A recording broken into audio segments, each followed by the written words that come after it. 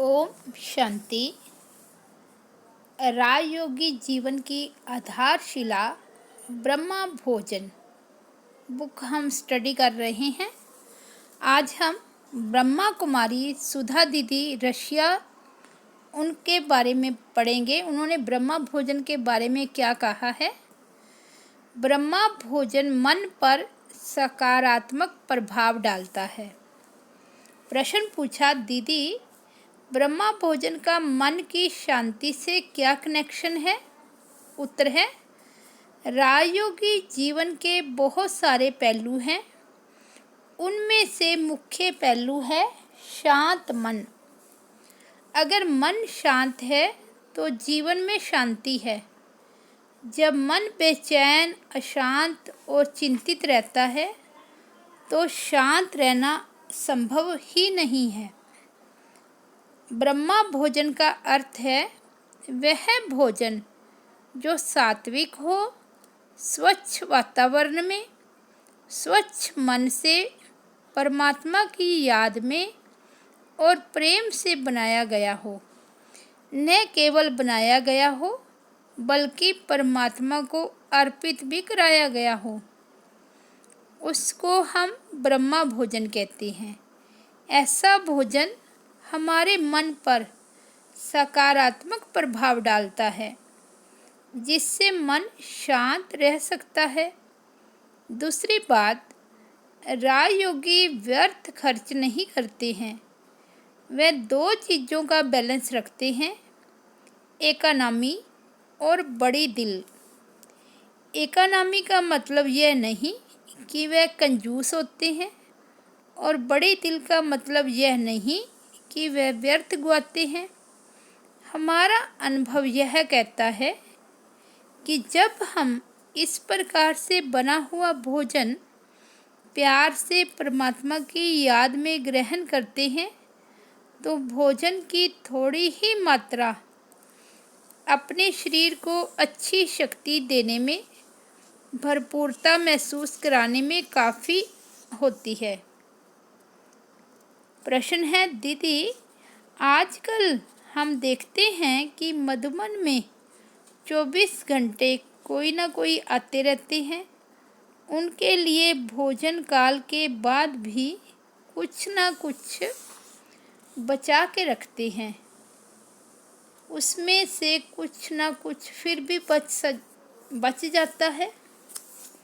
उत्तर है, जब घर बड़ा होता है, घर के सदस्य ज़्यादा होते हैं, घर में आने वाले मेहमान ज़्यादा होते हैं और मालूम भी नहीं होता कि कब कितने मेहमान आने वाले हैं, तो थोड़ा तो ज़रूरत से ज़्यादा बनाना ही चाहिए। लेकिन ज़रूरत से ज़्यादा का मतलब यह नहीं कि बहुत ज़्यादा। उसकी कोई एक लिमिट रख लेनी चाहिए कि कितना ज़्यादा बनाना है। बचे हुए भोजन को उठाकर फ्रिज में रखा जा सकता है। उसका उपयोग अगले दिन अवश्य कर लेना चाहिए। प्रश्न है, दीदी सेंटरों पर रहने वाले भोजन के संबंध में क्या ध्यान दें जिससे उनका पुण्य का खाता बढ़ता जाए। उत्तर है, सेंटर पर अगर 4 लोग रहते हैं तो 4 का ही भोजन बनना चाहिए। अगर कोई अतिथि आया हुआ है तो 5 हो गए, तो 5 की बजाय आप 6 का भोजन बना सकते हैं। बाबा के घर में जो बच्चे धन से, तन से, मन से सेवा करते हैं, उनको 100 गुना, 1000 गुना रिटर्न देने के लिए बंधा हुआ है। अपनी लापरवाही के कारण हमने एक चावल का दाना वेस्ट किया तो जैसे हमने 1000 दाने वेस्ट किए। एक बार दादी जानकी अपना अनुभव सुना रही थी कि जब वह पूना में थी तो मम्मा वहाँ आई थी।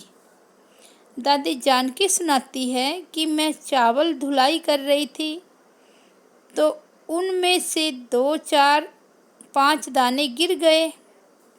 मम्मा वहीं खड़ी थी तो मम्मा ने कहा कि इनको उठाओ और धुलाई करके यूज़ करो, वेस्ट नहीं करने हैं।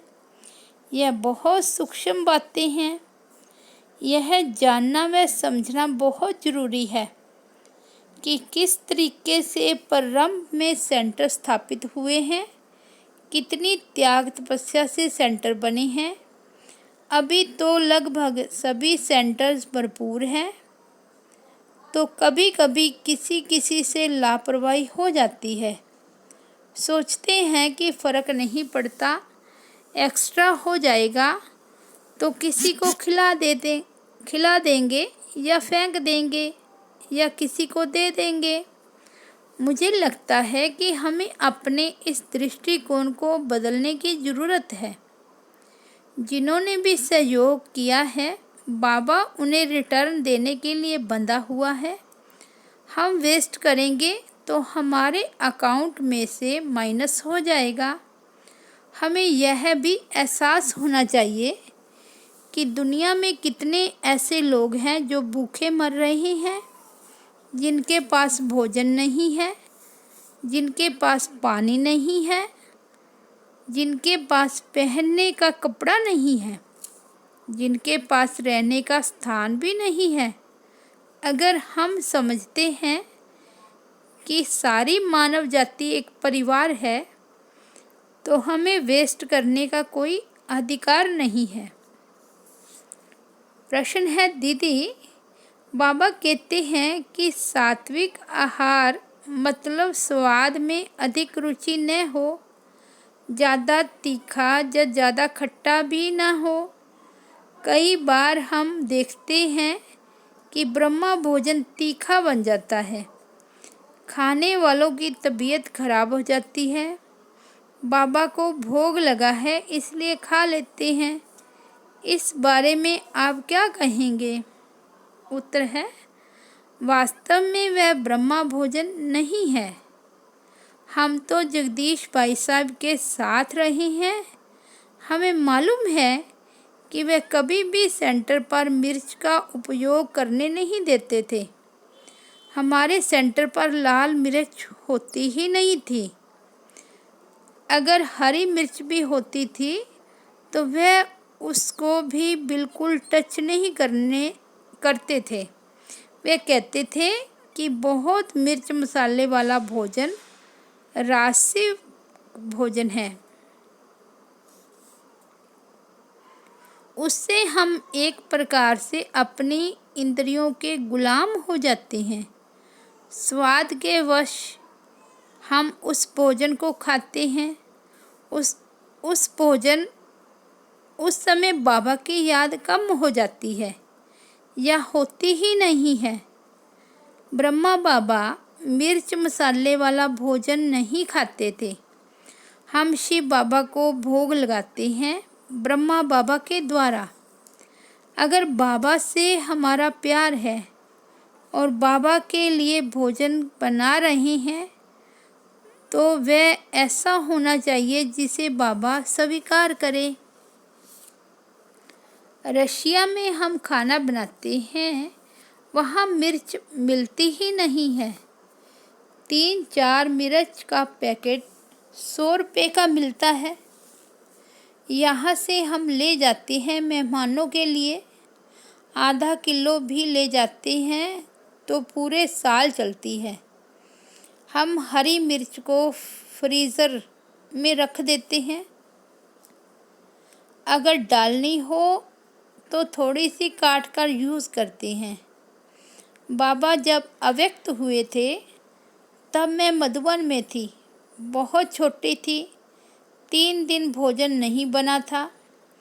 21 जनवरी को भोजन बना था। मधुबन में 800 लोग थे। इतने लोगों के भोजन के लिए केवल 7 हरी मिर्च कूटी गई थी। तब नहीं होता था मिर्च का प्रयोग।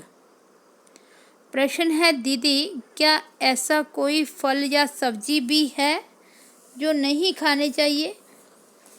उत्तर है, सब्जियों में प्याज लहसुन तामसिक माने जाते हैं। राजयोगी सात्विक भोजन खाते हैं। मूली को हम अवॉइड करते हैं। साधारणतः लोग कहते हैं कि वह खाना चाहिए जो सूर्य के प्रकाश में उगता है, वो ज़्यादा फायदेमंद होता है। परंतु धरती के नीचे उगने वाली कई सब्जियां जैसे आलू, चुकंदर, शकरकंदी आदि भी हम अपने भोजन में प्रयोग करते हैं। प्रश्न है दीदी, आजकल एक नया दौर चल रहा है डेयरी उत्पाद निषेध का, ये क्या है? उत्तर है, विदेशों में डेयरी उत्पाद बढ़ाने के लिए जानवरों को जो एंटीबायोटिक्स दिए जा रहे हैं उनका शरीर पर बुरा प्रभाव पड़ता है। इसलिए कई लोग दूध से भी परहेज करने लगे हैं। दूध निकालने का तरीका भी गलत है, उसमें हिंसा का प्रयोग होता है। अगर अहिंसक तरीके से दूध निकाला जाए, पशुओं से व्यवहार ठीक किया जाए, तो मुझे लगता है दूध को पीने में या दूध से बने पदार्थ खाने में हर्जा नहीं है। स्वास्थ्य के दृष्टिकोण से दूध या दूध से बने पदार्थ नुकसान करते हैं तो नहीं खाएं। अगर किसी को शक है कि यह मिल्क हिंसक तरीके से बनाया गया है तो नहीं लें, वह नुकसान जरूर करेगा। भारत में कई स्थानों पर पशुओं का खान पान और उनसे व्यवहार भी शुद्ध है, इसलिए भारत में डेयरी उत्पाद का इतना निषेध नहीं है। यह फिर पसंद की बात भी है। विदेशों में भी हर एक को अपनी पसंद है, हम बाध्य नहीं कर सकते। किसी को नहीं पीना है ना पिए, बाबा ने इनके बारे में ऐसा कुछ नहीं बोला है।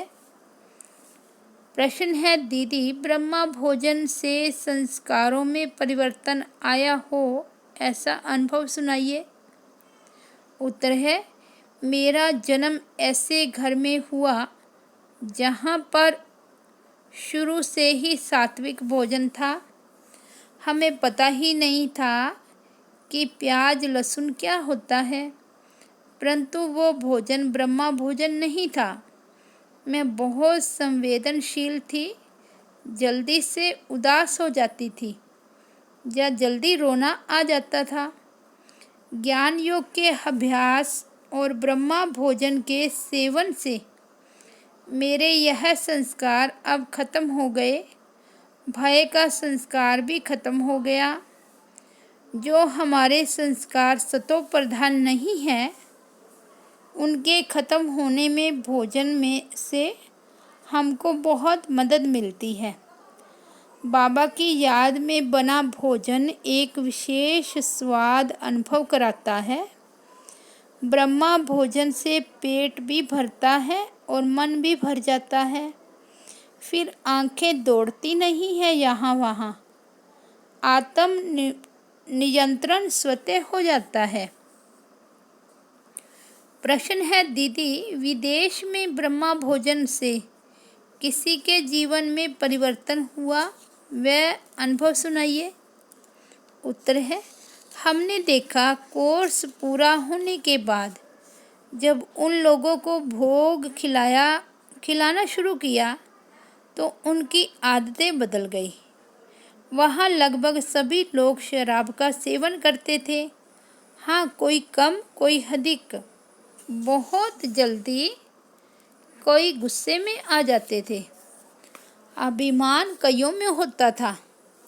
अपना पुरुषार्थ तो है ही, लेकिन ब्रह्मा भोजन के कारण भी उनमें परिवर्तन हुआ।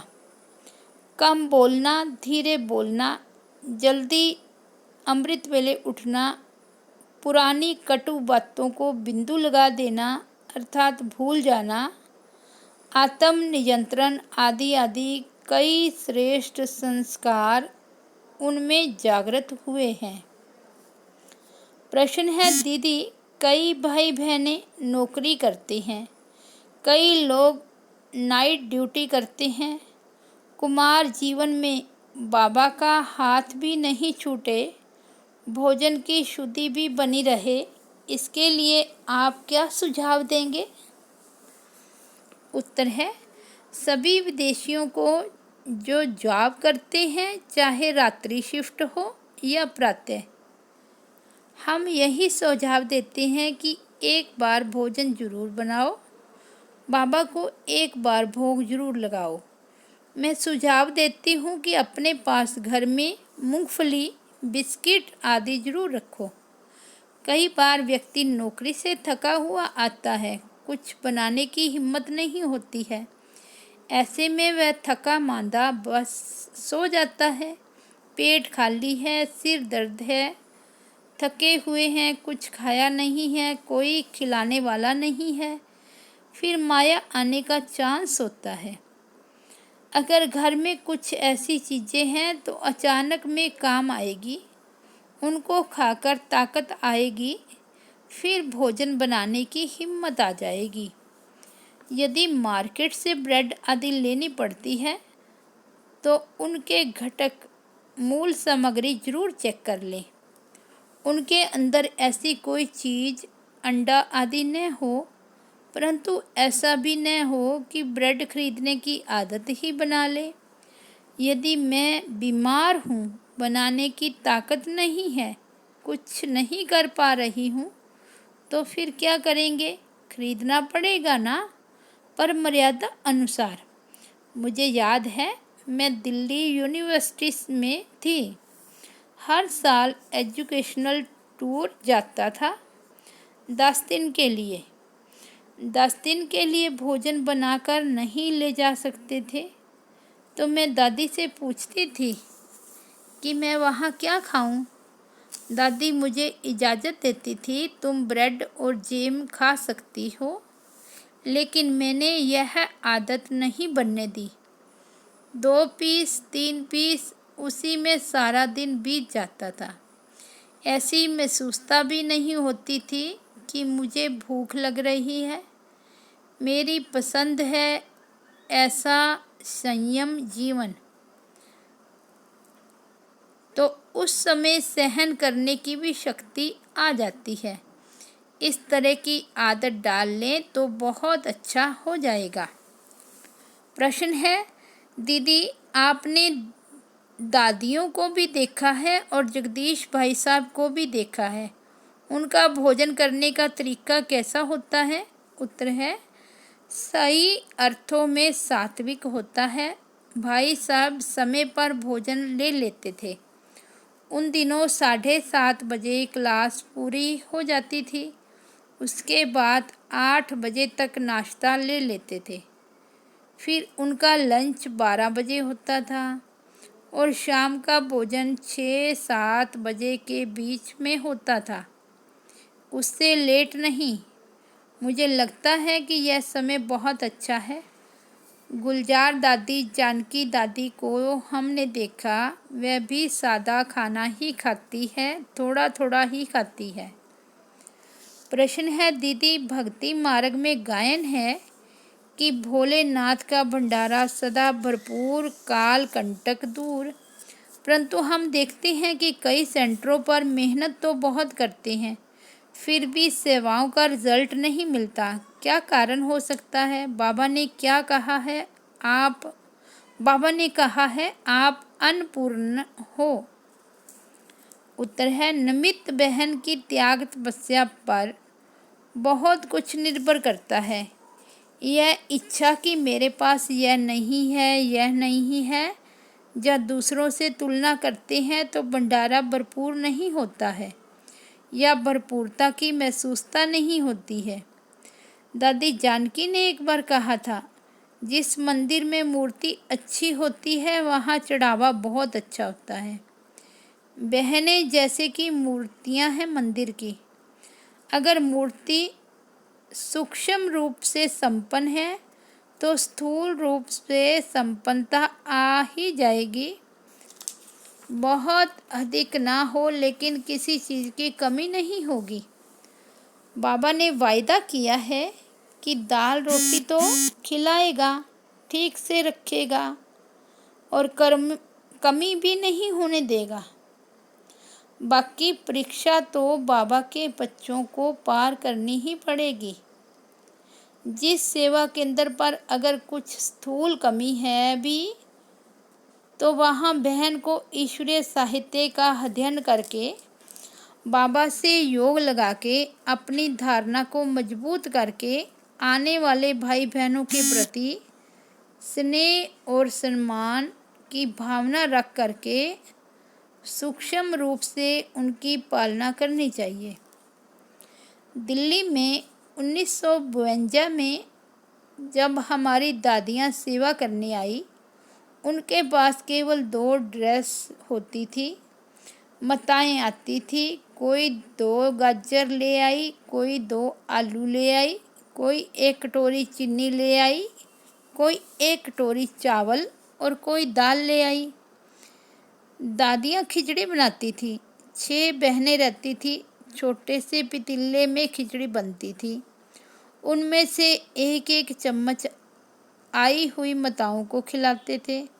तो बहनें माताएं कहती थी, नहीं नहीं, यह तो आप लोगों के लिए है। तो दादियाँ कहती थी, यह बाबा का भोग है। एक बार अव्यक्त बाप दादा ने कहा था कि सेंटर दिल्ली कमला नगर सदा भरपूर रहेगा, क्योंकि इस सेंटर पर माताओं ने उस समय सहयोग दिया है जिस समय यज्ञ को बहुत बहुत आवश्यकता थी। मुझे याद है एक बार एक भाई सेब का बॉक्स ले आया। दादियों ने कहा, यह पहले मधुबन में भेजो, वहाँ हमारे बाबा हैं, मम्मा है, दादियाँ हैं। उन्होंने कितने दिन से सेब नहीं खाया। भाई ने कहा, मैं दूसरा ले जाऊँगा, आप ये ले लीजिए। दादियों ने कहा, नहीं नहीं, पहले इसको मधुबन में भेजो। उस भाई ने स्टेशन पर जाकर पार्सल भेजा, पार्सल की रसीद दिखाई।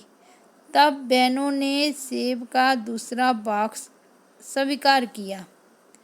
अन्नपूर्णा की स्थिति आंतरिक है, बाहरी नहीं। पहले अंदर से आत्मा भरपूर होनी चाहिए। अंदर से भरपूर करने के लिए 4 सब्जेक्ट हैं: ज्ञान, योग, धारणा, सेवा। बाकी तो नमक के साथ भी रोटी खाने को मिल रही है तो भी ठीक है। बाबा के प्यार में खाओ, सब ठीक हो जाएगा। हम रशिया में पहले गए थे तो पत्ता गोभी, आलू और गाजर के अलावा कुछ नहीं मिलता था। आटा भी नहीं मिलता था। फल तो कोई था ही नहीं। दिल्ली से मुझे फ़ोन आता था, क्या खाया आज? कहते थे गाजर आलू। कल क्या खाया था? आलू गाजर। लेकिन महसूस नहीं हुआ कि हमारे पास कोई चीज़ की कमी है। यह तो अंदर से भरपूर रहने की बात है। अगर इच्छाएं रह जाती है तो कभी भी कुछ नहीं आएगा। अपना भाग्य बनाना अपने हाथ में है। हमारे कर्म से हमारा भाग्य बनता है। कर्म की कलम बाबा ने हमारे हाथ में दे दी है। हम जितना अपने को अंदर से भरपूर करते जाएंगे तो बाहरी भरपूरता तो परछाई है, आ ही जाएगी। अच्छा, ओम शांति।